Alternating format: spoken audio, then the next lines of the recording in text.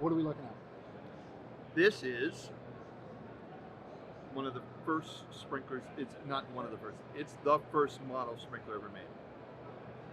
How do you have that? This Why is- do you have that? This is before Henry Parmelee made the first modern sprinkler. Okay, so many questions. Flood my... Take it away. I don't want to touch it. How did you get that? A friend of mine from Sweden, who now lives in Portugal, Okay. when I went to visit him in Portugal, he had his business partner from Sweden fly in and give it to me.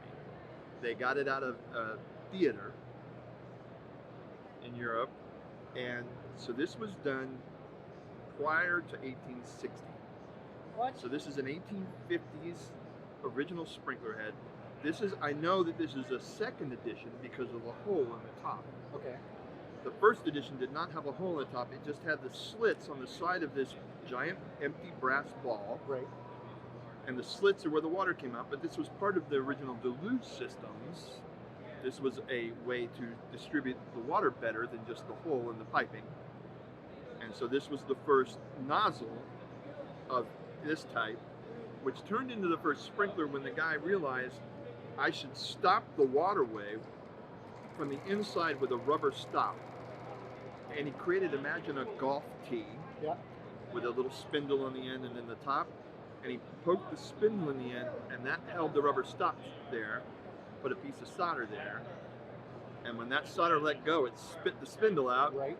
The rubber stop hit the face, and all these slots are where the water came out.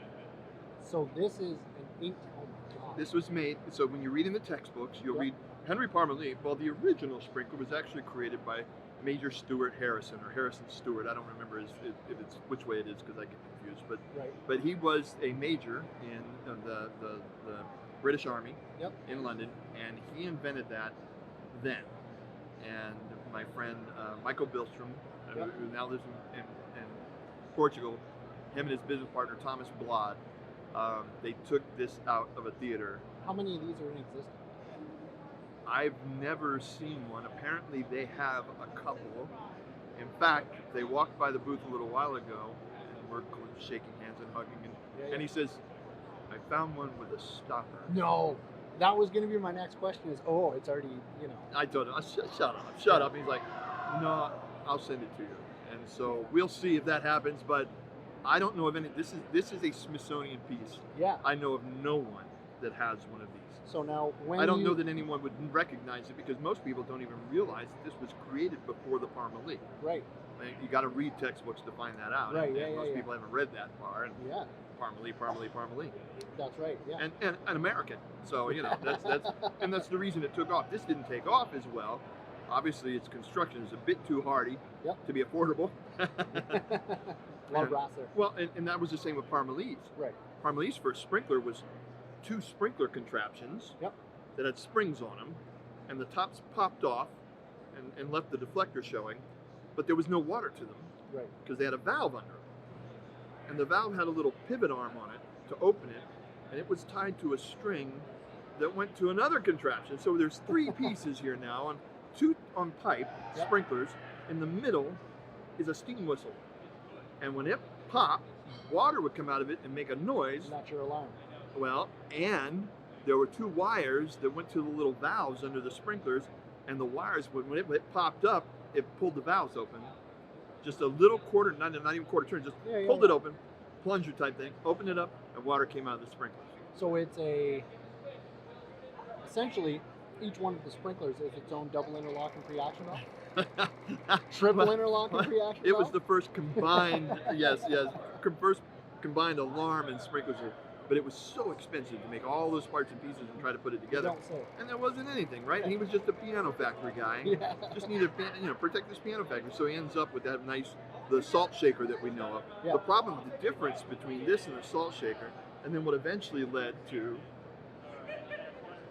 Grinnell, Yep. was that the salt shaker, much like this, the salt shaker, the water just came out of it. Yep.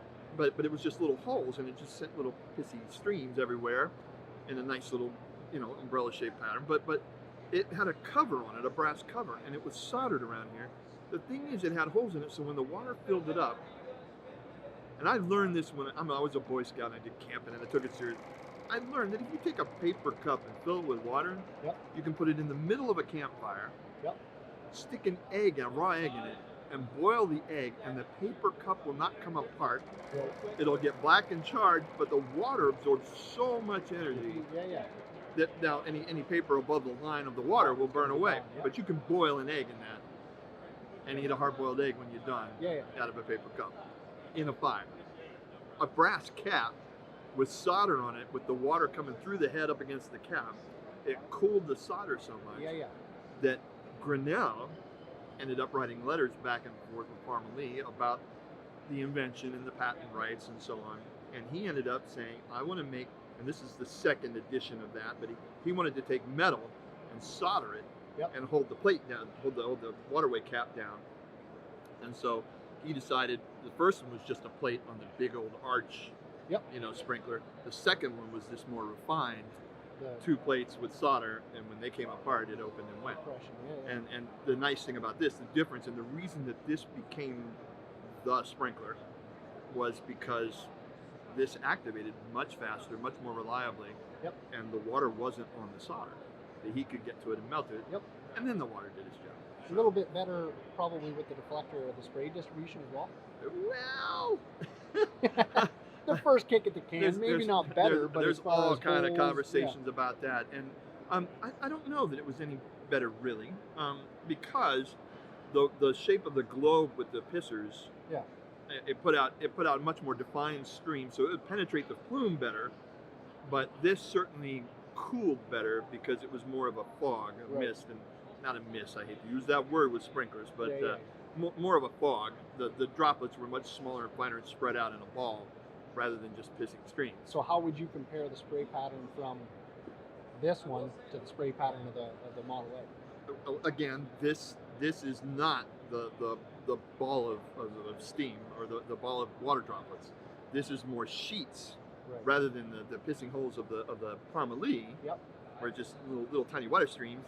This was a sheet stream, and Right. it was more effective with cooling. But then this totally, Suppression. this dominated everything. It's what took over, right? Right. Yeah. You replaced that with a glass bulb, You got the same three sprinkler years around. later.